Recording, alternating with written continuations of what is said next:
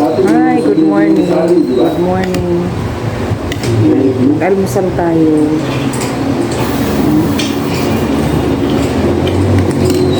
Nandito ako sa may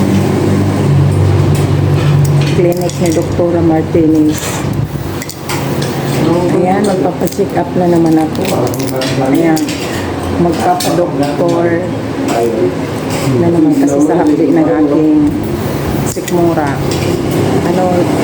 Ayan, mag-almusal tayo. Almusal tayo, guys. Lugaw with itlog.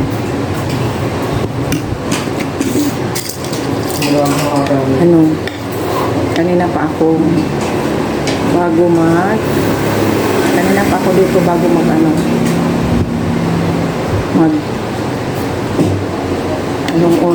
3:30 ako dumating dito, pero ang daming tao. Ang dami ng tao, pila.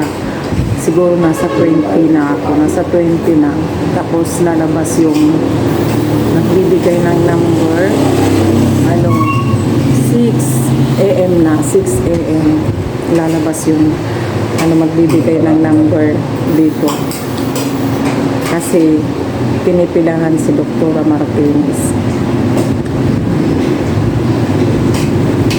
Na pag nagpila ka dito mga alas 4, lagpas alas 4, ayan, wala ka nang makuhang number.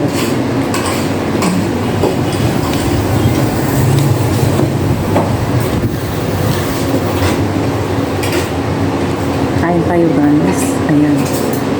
Kasi mamaya nagutom ako, malis ako ng bahay, walang almusal, walang inom lang ng mainit ng tubig.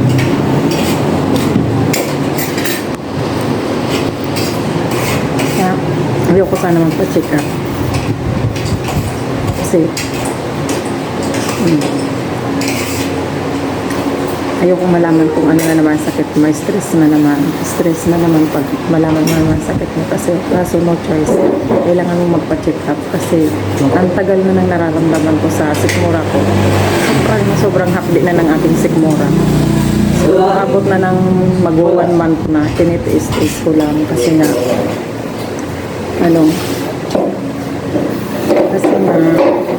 natakot ako. Ay, anong nararamdaman ko? Dito ako kay Dr. Martinez. Anong oras pa lang? Alas 4. Kaya maglugaw muna tayo. Lugaw muna ako. Almusal. Ayan lang. Daming nakapila. Medyo maalat yung lugaw.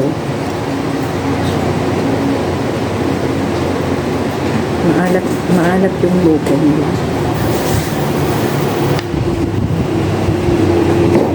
Sa mga pagkain, masyado na ako. Hindi na ako masyado yung noong kain ng kain. Ngayon, medyo ingat na.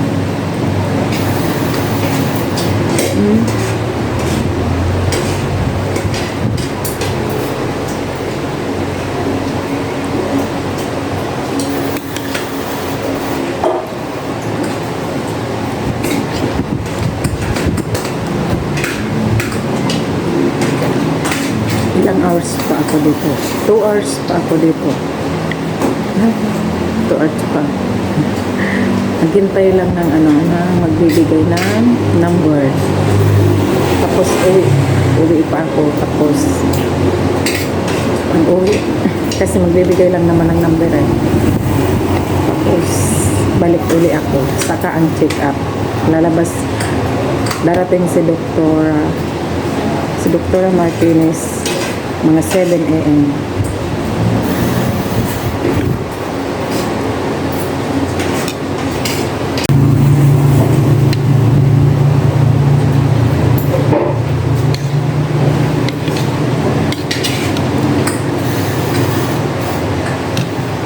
Maalat yung lugaw, maalat yung lugaw.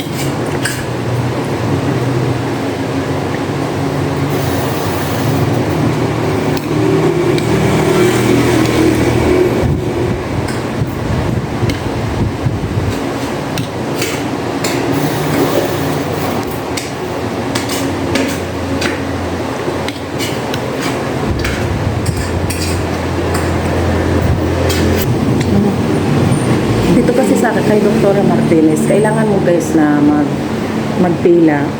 Ang iba nga nagpipila dito mga madaling araw na alauna ng gabi.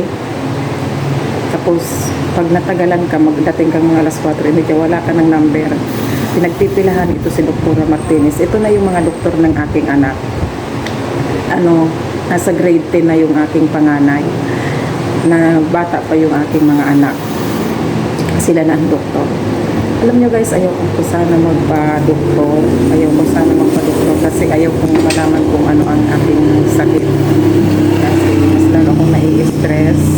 Yan. Pero kailangan sa ngayon ma-check up. Kailangan kasi di ako makapokus. Lagi ako nag-iisip kung ano-ano. Sobrang hapdi ng aking sikmura at saka sumasakit na yung aking sikmura. Kaya kailangan ko nang magpa-check up.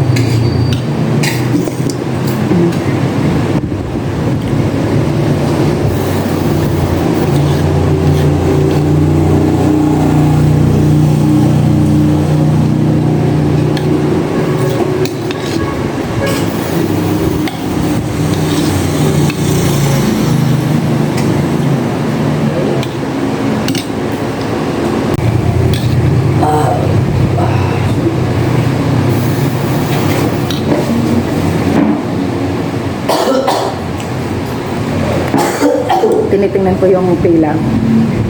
Nag-alis muna ako sa pila. Ayan. Magpo 4:30 pa lang, bali lalabas yung magbibigay ng ng number. Magpo 4:30 pa lang ng umaga. Ayun, maglalabas na yung magbibigay ng number mamaya pang 6. Kaya kailangan mo dito magpila ng maaga. Kasi ang dami nakapila guys. Ayan, madilim lang, hindi sila makita madilim. Ayan. Alam nyo guys, ayaw ko na sana talaga magpa-doktor. Pangalawang pa-doktor ko na ito kasi una yung sa lalamunan ko, nararamdaman ko na parang may nakabara. Ayan nga sinabi ng doktor na yung acid ko umaakyat mo sa lalamunan. Tapos ngayon na naman, yung aking sikmura ay laging mahapdi. Laging mahapdi. May minsan sumasakit-sakit na tiniis lang guys. Inom lang ako ng herbal kung ano-ano. Pero andyan pa rin yung hapdi ng aking tiyan, ng sikmura. Kaya ayaw ko sana magpa-check up kasi tungkol sa kalusugan. Hirap ng panahon ngayon. Yung malaman mo pa ba kung mayroon kang nararamdaman, gano'n. Masyado kong iniisip. Ayaw ko na sana talaga magpa-doktor. Pero ngayon naisip ko na paano pag lumala. Baka yung mga anak ko ang kaya ngayon kailangan ko na talaga magpa-check up. Ayan. Guys.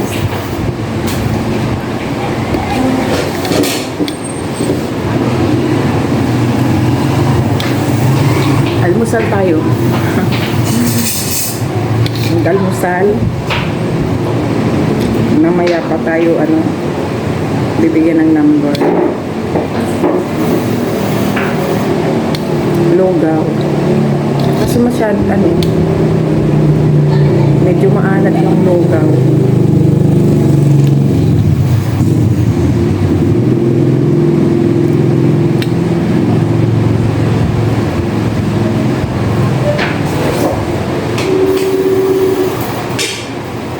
Ayoko na sanang check up na naman ulit. Check up ulit. Si Mama Ems. Check up ulit. Ay, check up ulit si Mama Ems. Sakitin na talaga ako ngayon. Pag enter ng aking line of 4, sobra na akong sakitin. Siguro nagtitrigger daw ang acid. Pag masyadong iniisip ako, pag ako may nararamdaman, sobra nai-stress ako. Lagi kong naiisip yung mga anak ko kung paano na sila, ganito. Ay, nako talaga, grabe iniisip ko. Lagi kong iniisip yung mga anak ko. Kaya, sana Lord. sana. Kaya hipuin niyo po ako, God. Pagalingin niyo po ako. Kaya, Ayan, balik na ako doon sa pila. Madilim doon sa pila. Ayan, nag-almusal muna ako kasi pumihilab na yung aking tiyan. Ayan, pag alis ko, uminom lang ako ng maligamgam. Ng maligamgam na tubig. Umalis ako ng 3:30 sa bahay. Tapos, nag-inom lang ako ng maligamgam. Ano na, ayan, punta na dito. Kasi pag ako lumagpas pa, ayun nga, pagdating ko dito, ang dami ng pila. Kailangan lang sa umaga ay nasa 20 lang. 20, kailangan lang ng may doktora 20 kasi marami na isa lang ang doktor. At sa kapag hapon, 15 lang. Kaya, kailangan natin maaga. Maaga nga. Hindi ko maubos yung lugaw. Medyo maalat. Ayan, bye-bye. Oh, salamat. Thank you so much sa inyong lahat. Maraming salamat.